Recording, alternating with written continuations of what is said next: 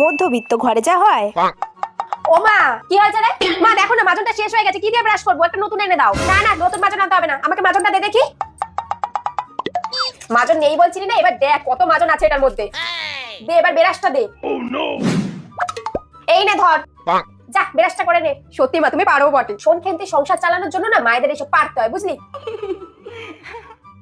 কি অবস্থা দেখো, হ্যান্ড ওয়াশের মধ্যে মা জল ভরে রেখেছে। ও মা, কি হয়েছে? খেন্তি ডাকছিস কেন? মা তুমি হ্যান্ড ওয়াশের মধ্যে জল কেন ভরে রেখেছো? হ্যান্ড ওয়াশ তো শেষ হয়ে গেছে, টাকা দাও, একটা নতুন হ্যান্ড ওয়াশ কিনে আনি। তাকে কি গাছে ফলে নাকি যে নতুন হ্যান্ড ওয়াশ নিয়ে আসবো? ওটা দিয়ে এখন 1 মাস চলবে। জল ভরে রেখেছি, ভালো কাজ হচ্ছে, ওটা দিয়ে চালা। দূর ব্যাগ। আইসক্রিম, কতদিন আইসক্রিম খাই না, এবার আমি মজা করে আইসক্রিম খাবো। আইসক্রিমের ডাব্বার মধ্যে শসা।